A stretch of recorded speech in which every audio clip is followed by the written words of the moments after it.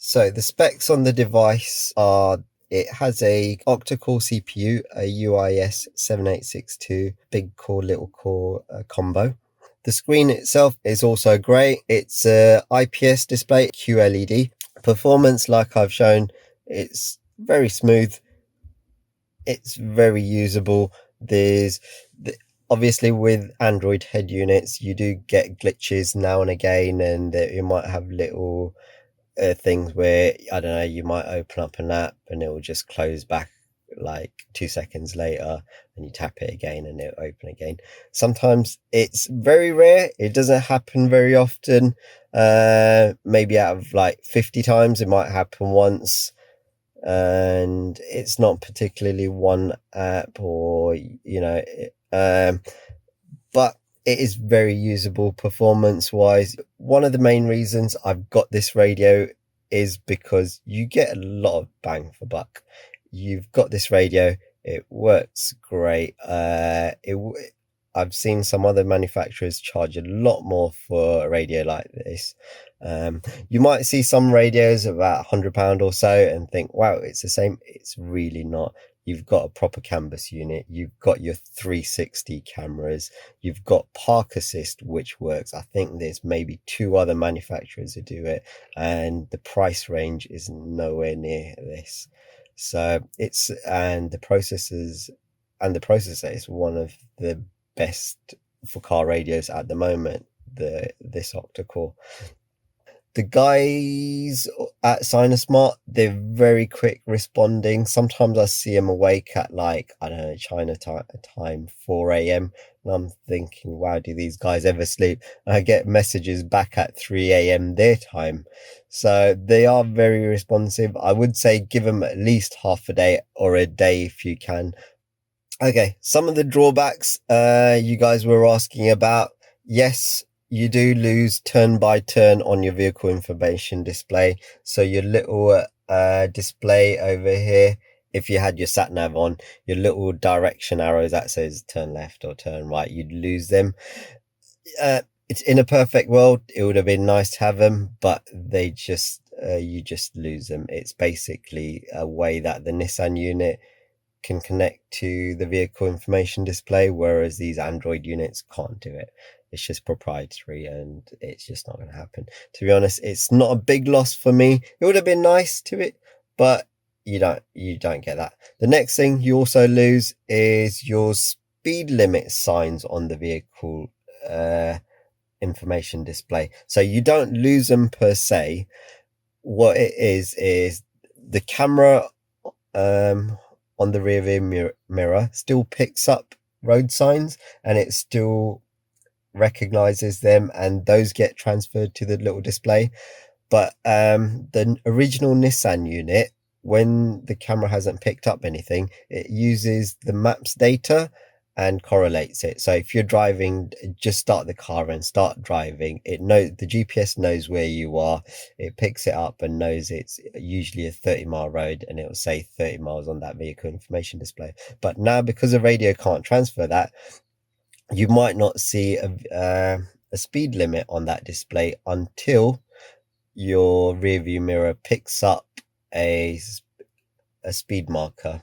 It's not a huge drawback, and I'd say you still got about 70% of that functionality there. It's only the little 30% that came through the maps that you lose.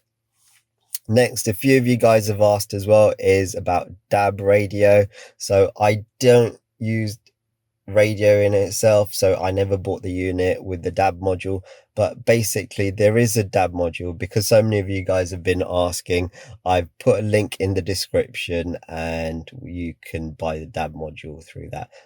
Okay, another drawback is your FM radio. I think I've hardly used it, but because I wanted to test it for you guys, I did try using everything as much as possible. And I noticed your FM, sometimes it's not as clear as the factory radio. I'd maybe say it's a little bit cracklier than the factory radio. I don't know if that's just me, or I might have spent literally 10 minutes listening to it for you guys and trying it out. Mostly it's perfectly fine. Next, your GPS accuracy. So if I open up the GPS, go to my pinpoint, at the moment it's showing exactly where I am. It's saying accuracy low. I'm around building, but I have noticed that your GPS position, sometimes if you start up the car or anything like that, it might be that you're a street away or somewhere like that. If you're driving on a road, it might think you're on the adjacent road. This happens very rarely, I'd say, and then it catches up with itself. It might happen out of, I don't know, 1 out of 100 journeys, and it might last like 5 seconds, maybe 10 seconds max, but then it'll fix itself. Like I said, it's not a major issue. 9 times out of 10, 99% of the time, it's perfect, I would say.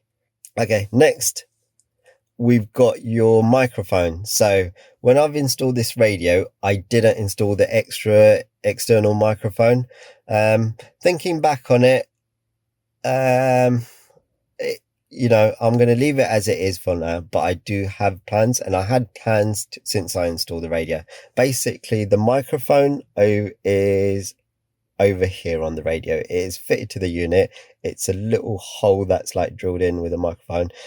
The problem is we're in the UK, we're on a right hand side, and the microphone is on a left side of the radio, pointing to the left. If you're in another country with left-hand drive cars, it would pretty much be pointing at your mouth. So I think your experience would be better. But I've found that the microphone isn't as great as the factory radio. All of these Android units, the microphone is on that side. So I can't really say it's a fault of this unit. Don't get it. The microphone's terrible, blah, blah. But to be quite honest, it does work. If I'm sitting here and I'm talking, it'll pick up voice perfectly fine. Get through that. If I'm driving at say 30-40 miles, that would be fine as well. If I'm doing 50-70, I will get breakups in the voice. What I have planned at the moment is to get the external antenna, fit it on there, and route it all the way back to where the original microphone is.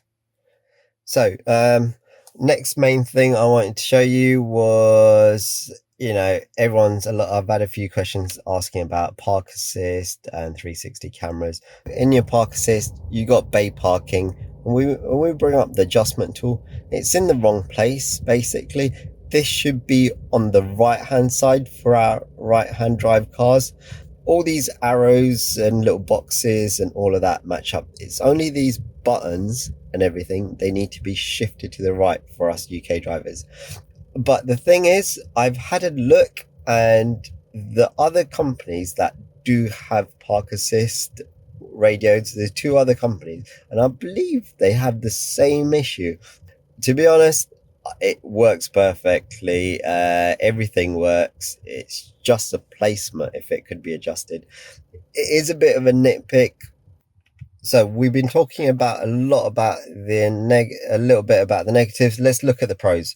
The pros, the screen is fantastic. You know, it is a great screen. It's a massive screen. It's a well readable screen. Yeah, I just don't see any kind of issues with it. Next, how responsive it is. You guys have seen it. There's not been any real glitches or anything like that. It just is quite nippy, and there's no issues with it.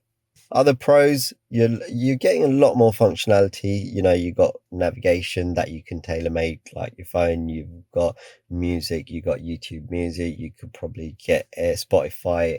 A few of you guys have been asking me, what do I buy? How should I buy it? And things like that. I've got 2 links on the description. Follow either one based on what kind of factory unit you have before. If you had the big Satnav, follow one link. If you had the smaller, follow the other link and go through there. Specs wise, I'd say go 3GB, 32GB minimum. If you can, go 4GB, 64GB. But that wraps everything up. That's the end of the video.